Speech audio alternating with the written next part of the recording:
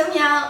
Se avete mai indossato una parrucca abbastanza lunga, avrete scoperto con l'esperienza che bisogna stare attenti a come la si tratta. Se ve ne sbattete e la massacrate, ve ne tornerete a casa con un animale morto al posto della parrucca. Beh, può capitare, a nessuno va di fare i paranoici in fiera e stare sempre attenti alla parrucca e cose del genere. Ma ormai la frittata è fatta, abbiamo una parrucca alquanto irriconoscibile che sembra più un nido di qualche animale. Che si fa ora? Ci sarà un rimedio a ciò?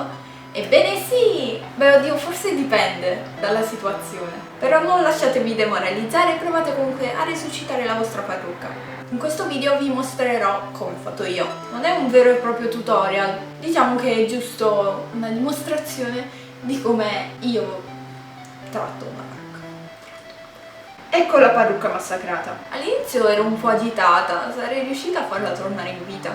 Era un bel po' piena di nodi e una delle cose più preoccupanti è che sembrava avere una sorta di grumo di capelli. Non so come spiegarlo, ma forse è meglio così. La prima cosa da fare in assoluto è lavare la parrucca. Così ho riempito una normalissima bacinella e ci ho immerso dentro la parrucca.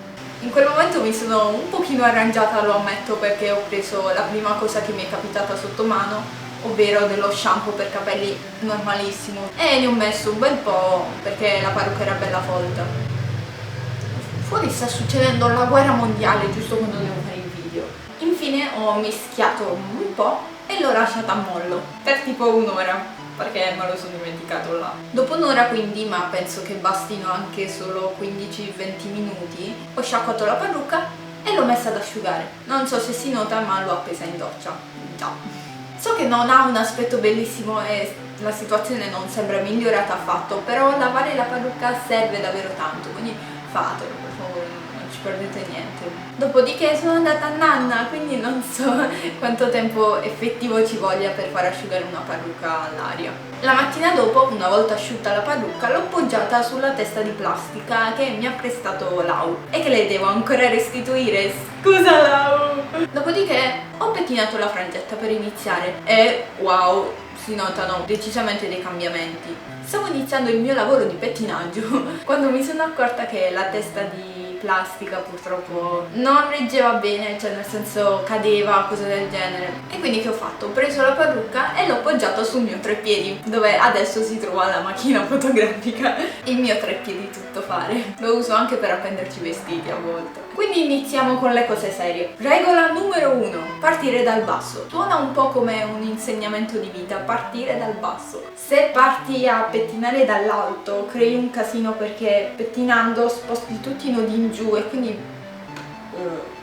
Un altro consiglio molto importante che vi voglio dare è quello di armarvi di pazienza e di olio di gomito, perché sì, ce ne vuole tanto e non lo do per scontato perché non si sa mai. Durante la vostra scalata verso il successo potrete imbattervi in alcuni nodi molto difficili da pettinare, se non impossibili. Che fare allora? Beh, io preferisco agire ed eliminare il problema alla fonte, ovvero tagliando il nodo direttamente. Dopo un po' sono riuscita a pettinare più della metà della parrucca e i risultati per fortuna iniziavano a vedersi. Per essere sicuri di aver pettinato per bene basta passare le dita tra i capelli e controllare in questa maniera se ci sono dei nodi. Se qualcosa vi ostacola basta o allargare le dita oppure ripettinare. Ho continuato un po' la mia scalata e dopo un po' mi sono resa conto che purtroppo c'era un problema dietro la parrucca. C'era una specie di palla di capelli sintetici. Sto male solo al pensiero. Era davvero impossibile da pettinare e allora anche per questo ho optato per le maniere forti e ho tagliuzzato tutto quanto. Non abbiate paura di sfoltire tutto quello che non riuscite a gestire, tanto la parrucca non ne risentirà per nulla. Ed ecco qui come me la sono cavata, niente male, eh? Ci sono alcune parti dove si nota che ci sono andata pesante con le forbici, si nota proprio il taglio,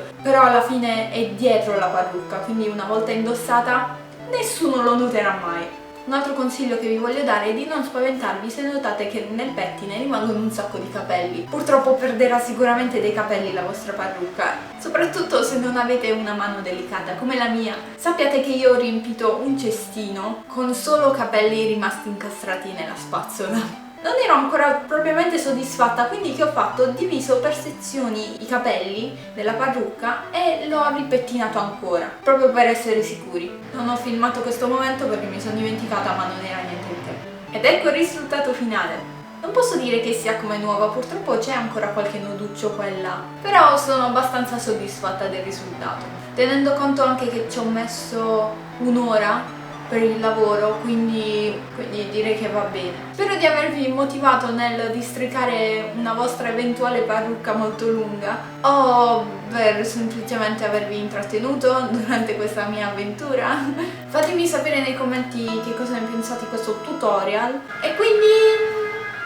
E anche l'ambulanza, yeah! E quindi adesso vi saluto e ci vediamo al prossimo video, ciao ciao!